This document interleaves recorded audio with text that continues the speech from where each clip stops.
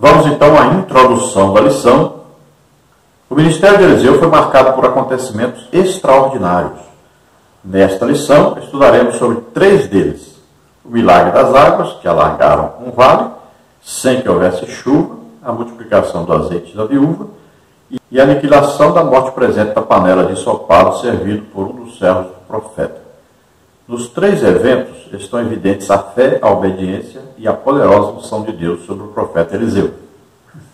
Então, devido à falta de espaço, nós vamos ter somente 2 lições sobre os milagres operados por Deus através de Eliseu. Então, nesta lição, existe aí apenas o relato de 3 oportunidades onde Eliseu foi usado por Deus. Então, fala aí das águas, que vieram para matar a sede do exército e também do gado, dos animais, dos exércitos que estavam reunidos para atacarem Moabe. Então, estava aí o exército de Israel, o de Judá e de Amon.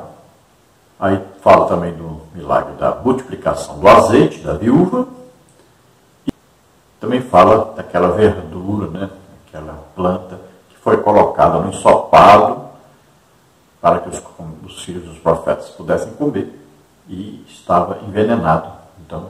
Então Eliseu vai ali ministrar para que aquela comida se torne uma comida sem nenhum veneno.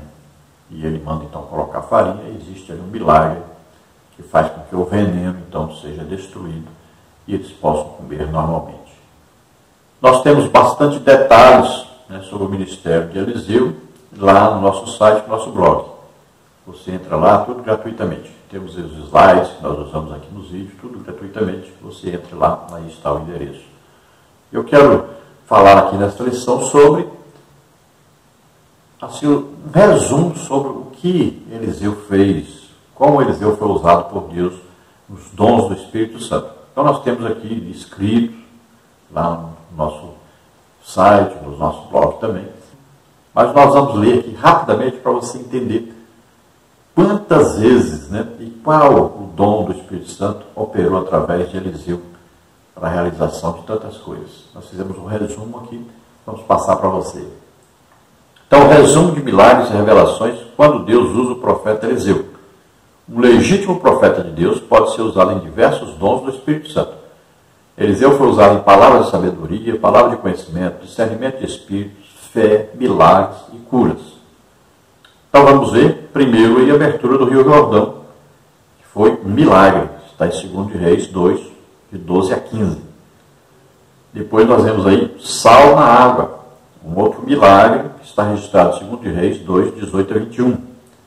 Depois vemos aquele episódio das ursas e crianças, discernimento de espíritos, aí, o dom, então 2 Reis 2, 24. Nós vimos aí a importância de respeito ao homem de Deus. Depois nós vimos aí futuro revelado, água sem chuva e sem orvalho, sem vento, e vitória na guerra. Essa é uma palavra de sabedoria, falando a respeito do futuro. 2 Reis 3, 15 a 18. Depois nós temos aí a carta de Eliseu ao rei Jeorão, que é a palavra de sabedoria, falando sobre o futuro. Então, 2 Crônicas 21, 12. Essa carta aí, ela foi escrita pelo profeta e enviada ao rei Jeorão. Ele não foi pessoalmente dar a mensagem. E ela é registrada em 2 Crônicas 21, 12 e não está no contexto cronológico. Vimos aí também a multiplicação do azeite da viúva, que é um milagre, que está registrado em 2 Reis 4, 2 a 7. Temos aí filho é dado à mulher de Sunem, é um milagre, está registrado em 2 Reis 4, 16 e 17. Depois nós temos a ressurreição desse filho da mulher de Sunem, que está dentro do dom da fé, ressurreição de mortos, do dom da fé. 2 Reis 4, 34 a 36. Depois nós temos aí a purificação da comida na panela, que é um milagre, está registrado em 2 Reis 4, 40 e 41. Multiplicação dos pães, está aí um milagre, que Jesus também realizou depois, multiplicação de pães e peixes. No caso de Eliseu, multiplicação dos pães, é um milagre, está registrado em 2 Reis 4, de 42 a 44. Depois nós temos aí purificação da lepra de Naamã. É uma cura que está aí em 2 Reis 5, 13 e 14. Depois nós temos a lepra sobre Geazi, que é um milagre, né? Que está registrado em 2 Reis 5, 26 e 27. Depois nós temos aí o machado flutua, é um milagre, que está em 2 Reis 6, 4 a 7. Depois nós temos revelação dos planos ocultos do rei da Síria para matar o rei de Israel. Palavra de conhecimento ou da ciência, o dom. Então, 2 Reis 6, 11 e 12.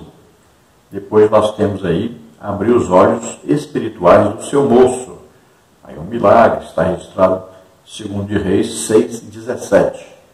Depois nós vimos a cegueira do exército da Síria. Um milagre, está registrado em 2 Reis 6, 18. Depois nós temos a reversão dessa cegueira do exército da Síria, que é outro milagre, que está em 2 Reis 6, 20. Depois nós temos aí revelação da ordem do rei para o matar, palavra de conhecimento ou da ciência. Então o rei queria matar o profeta, 2 Reis 6, 32 e 33. Revelação do preço de comida em Samaria no futuro e da morte de um capitão. Aí dá palavra de sabedoria, 2 Reis 7, 1 e 2.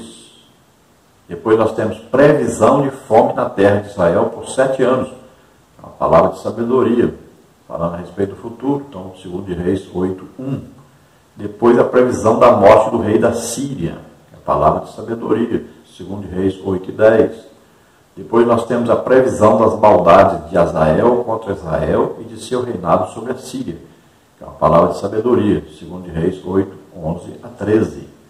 Depois nós temos a revelação do reinado de Jeú, palavra de sabedoria, que está em 2 Reis 9, 1 a 3. Depois nós temos a previsão das vitórias e derrotas sobre os sírios, aí palavra de sabedoria, 2 Reis 13, 15 a 19.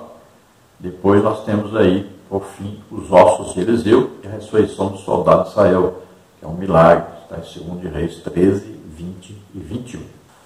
Então veja quanta coisa aí foi operada por Deus através do profeta Eliseu. Uma coisa maravilhosa, um ministério maravilhoso que foi tremendamente usado por Deus. E assim também você creia, todos nós podemos ser usados por Deus. Nosso ministério é até nós morrermos. Não existe fim de ministério no Novo Testamento, porque o Espírito Santo mora em nós. O Espírito Santo não envelhece. Tem gente que acha que o ministério termina. Não. Você pode fazer várias coisas para Deus durante a sua vida. E Deus vai te usando em várias coisas. Nós podemos chegar a ter todos os dons do Espírito Santo operando através de cada um de nós. Então você tem que ir buscando. Aí tem muita gente que para, desiste, né? Então, mas não é Deus. A pessoa que resolveu parar. Então nós podemos ser usados, temos que ter desejo de sermos usados por Deus e acreditar em Deus, ter fé em Deus. E Ele vai nos usando a vida toda. Não tem fim esse ministério. Então, seja usado. Você que já está idoso, não desista não. Olha, um monte de casa tem aí para você visitar. Às vezes na igreja, né, você é jogado de lado, deixado de lado, muitas vezes por causa da idade, muitas vezes também porque você fala a verdade, não fica bajulando as pessoas, né? Fala que realmente falta santidade à igreja hoje, que falta compromisso. Então, não querem te dar oportunidade, mas existem milhares de casas aí, vai visitando as pessoas, orando por elas, aconselhando.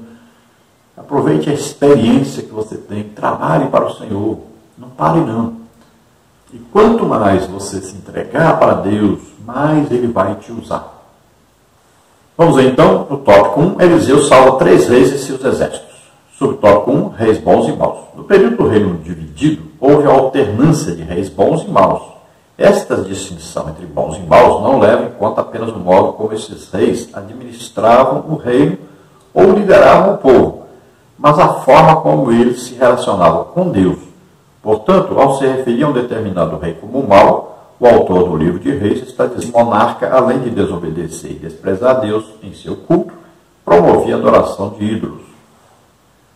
Então nós vemos aí que no livro de Reis, nós vamos achar assim, fulano reinou e foi um mau rei. A fulano reinou e foi um bom rei. E sempre cita o nome da mãe. Por quê? Quem criou o filho? Quem educou o filho? Foi a mãe?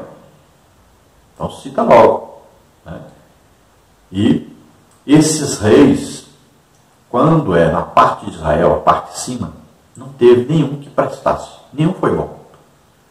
Na parte de baixo, em Judá, até os que foram bons deixaram que o povo continuasse na idolatria.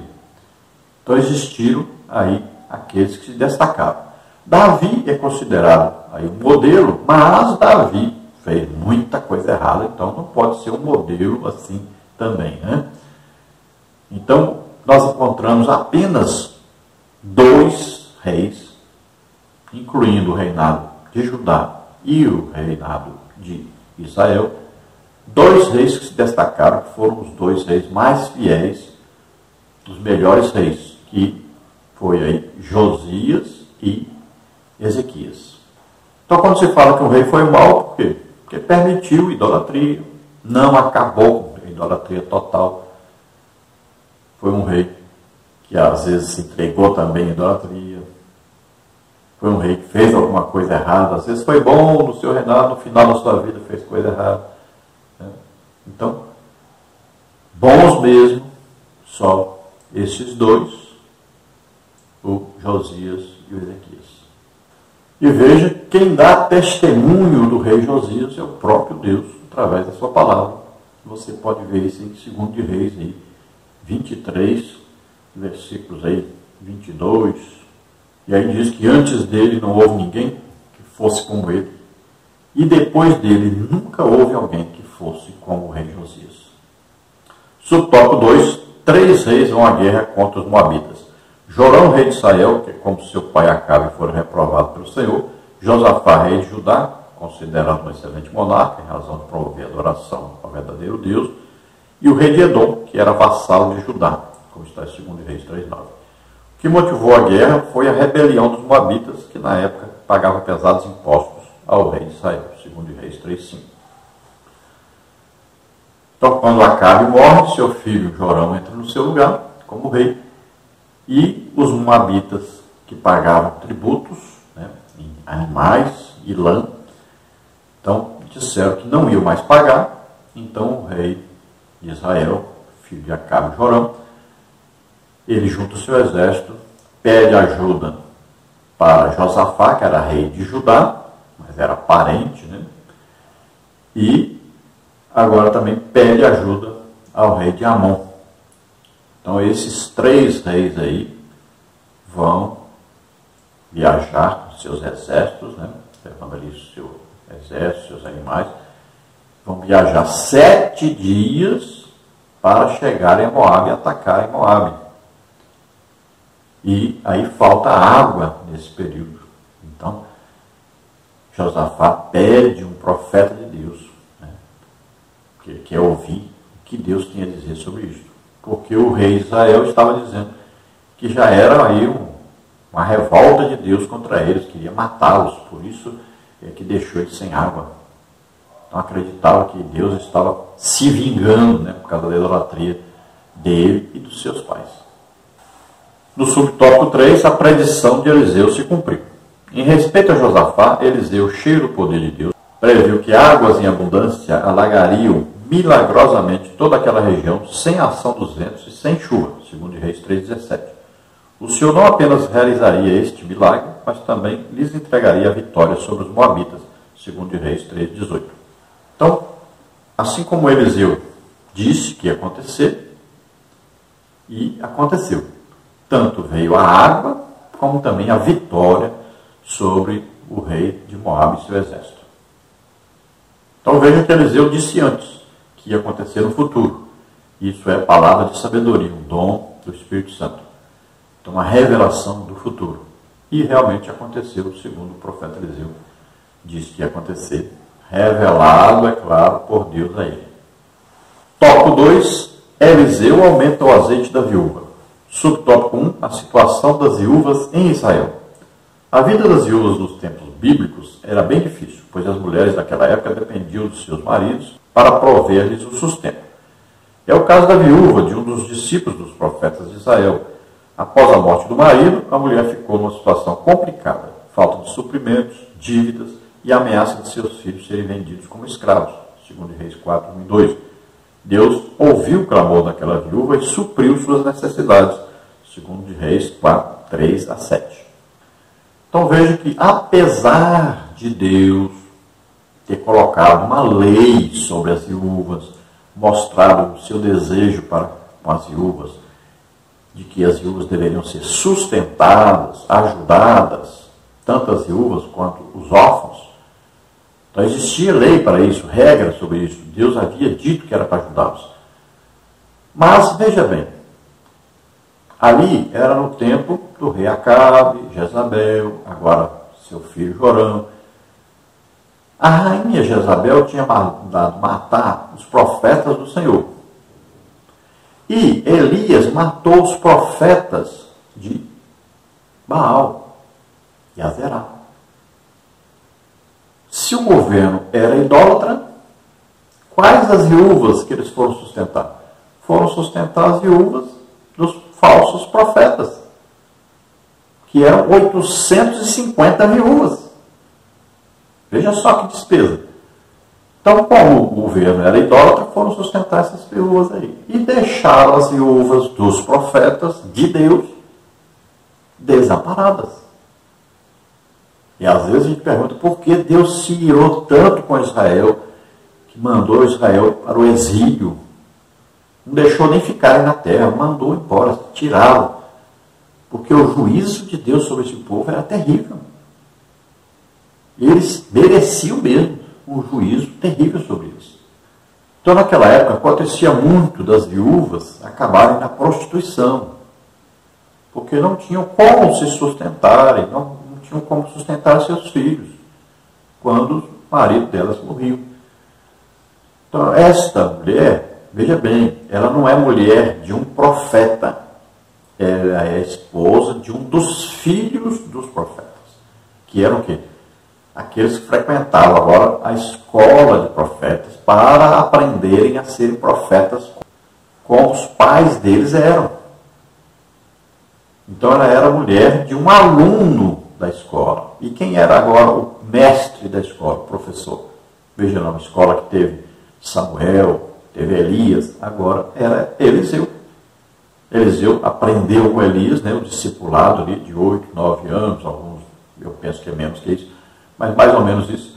Então, ele aprendeu com Elias e passou a ser o líder dessas escolas. Tanto é que Elias passou com Eliseu em todas as escolas de profetas. E Eliseu estava com ele. Então, quando Eliseu assume o ministério de Elias, ele passa a ser o líder, o professor, o mestre dessas escolas. Então, ele conhecia o marido dessa mulher. E ela vai até ele pedindo ajuda, porque estava passando necessidade, não tinha o que comer, e tinha as dívidas que seu marido deixou, porque ele não imaginava que iria morrer, e também tinha a questão de seus filhos serem usados como pagamento dessas dívidas. Era um costume levar os filhos menores para trabalharem, para pagarem as dívidas dos seus pais. Então, seria um trabalho escravo. No subtópico 2, nós temos uma única botija de azeite que foi suficiente para Deus operar o milagre. Após ouvir a mulher que não tinha nada além de uma vasilha de azeite, o profeta disse a ela que tomasse vasilhas emprestadas com os vizinhos e que, ao entrar em casa com os filhos, fechasse a porta. A ordem era derramar em cada vasilha disponível o pouco de azeite que possuía e pô-las à parte à medida que ficassem cheias, segundo Reis 4, 2 a 4. E foi justamente o que ela fez. Quando acabaram as vasilhas, o azeite cessou. Ela vendeu o azeite, pagou a dívida e ainda pôde manter o sustento da família com o que sobrou, segundo Reis 4, 6 e 7. Então, Eliseu pergunta o que ela tem. Porque Deus pode usar o que você tem para trabalhar na sua vida, para prosperar você financeiramente. Então, às vezes, o que você tem? Eu tenho aqui um carro. Então, você vai vender esse carro. Com o dinheiro desse carro, você vai abrir um comércio para você, alguma coisa, comprar e sair vendendo.